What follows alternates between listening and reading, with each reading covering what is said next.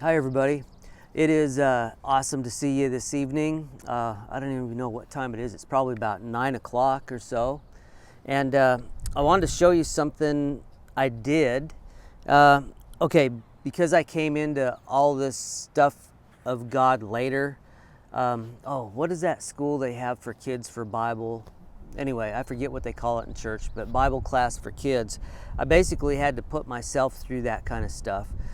So this is one of the things I made in order to see the books of the Bible. So I have, what do I have? The Old Testament on this side, and then I take these out and flip it, and I have the New Testament on the other side. So the Bible is made up of 66 books, 39 in the Old Testament, and then in the New Testament, that starts with Matthew, Mark, Luke, and John, then Acts and Corinthians, and then remember Galatians, Ephesians, Philippians. So anyway, and then it goes on from there.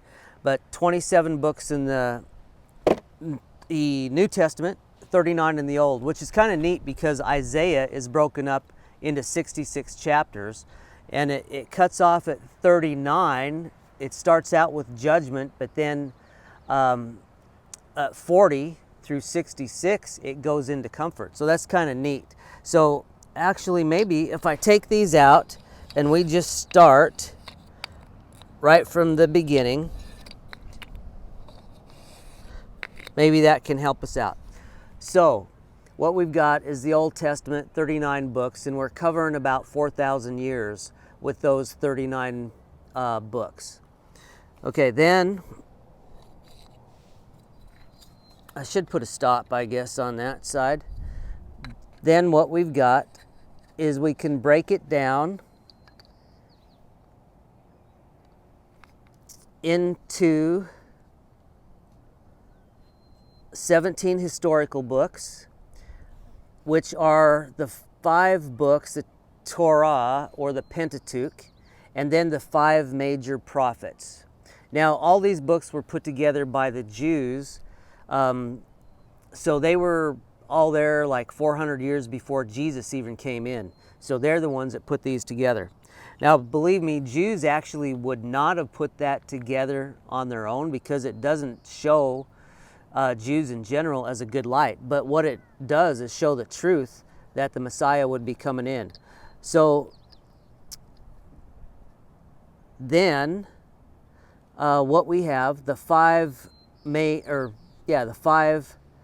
books, we got 5 and 5. The 5 major books there of the historical would be Genesis, Exodus, Leviticus, Numbers, and Deuteronomy. And yeah, that's great. I mean, yeah, you think about putting a circle around Genesis. Genesis is fantastic because it shows God's plan right from the beginning with that seed of the woman that would bruise the serpent's head, but the heel of that seed would be bruised also. But yeah, that head of that serpent is crushed. That strong man that binds an owner of a house and takes all his goods, Jesus talked about. And then if you look at Genesis, Answers in Genesis. If you go on YouTube, Answers in Genesis, that's a great place to go. They've got all kinds of stuff. Those are the guys who have the ark and made a reproduction of the ark. And actually, they've got a lot of, highly educated men and women that they know as much or more than a lot of these major scientists do. And they still look at the creation that God has in the Bible as what's right. And then the 5 major prophets, which we've gone over and over. So you can think of Isaiah, then Jeremiah, who also did Lamentations, and Ezekiel and Daniel. All right, now next to write down, let's see. Well, actually, it would have been better for me to put this up above, I think. But oh well, I'll just stick it there for now. But you've got 5 poetical books, which that would be Job, Psalms, Proverbs, Song of Solomon, and Ecclesiastes. Now, Job is actually the oldest book in the Bible. It's older than these, It's before Moses, before the law. And it's interesting because you can see animals described there. And then among regular animals that are described in a poetical way, you also see Leviathan, what's the other, Behemoth?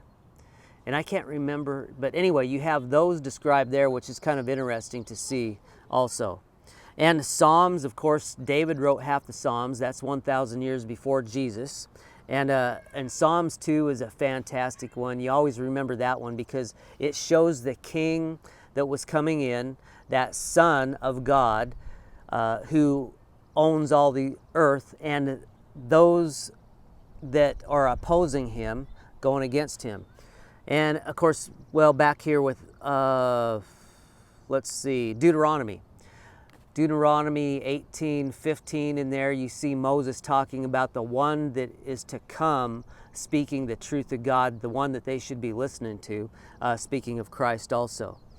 So all these are fantastic. And of course, when we were looking at these prophets, we've gone over that, how much they showed Jesus that would be coming as the Messiah. All right, so we've got that. Now we've got continuing with the historical. So we did 5, there's 17 total, but then there's 12. And 12 prophets, 12 history. All right, we already did 5, so 5 and 12 is 17 on each side, and then the 5. So 17 and 17, 34, and 5 is 39. That makes up all the books. Now, of the 12 remaining on the history and the prophetic side, 9 of them are pre the exile that they had into Babylon.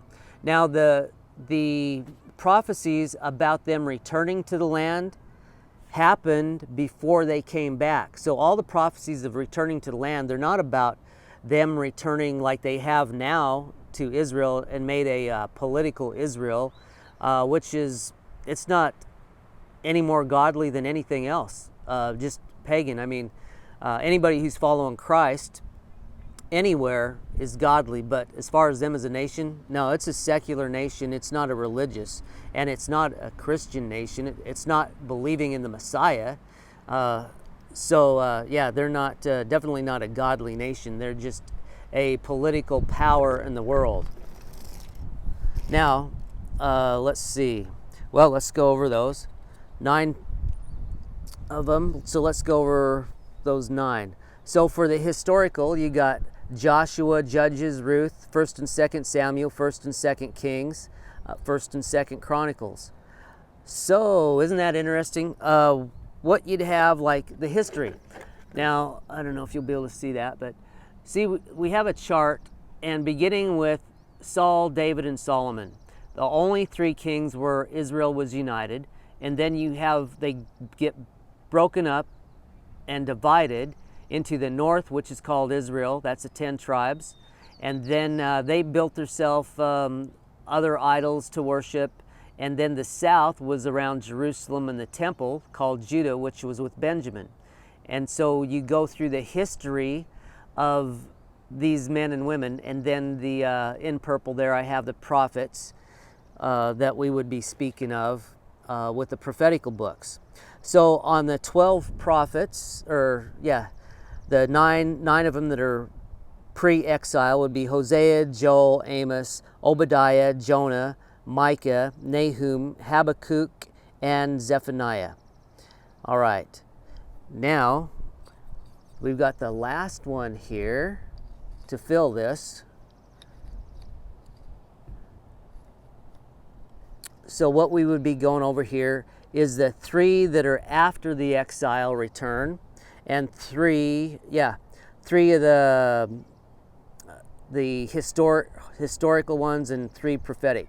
So for the historic, we have Ezra, Nehemiah, and Esther, and that goes over the history books. And then the other 3 would be Haggai, Zechariah, and Malachi. So Malachi is that last book that was done 400 years before Christ.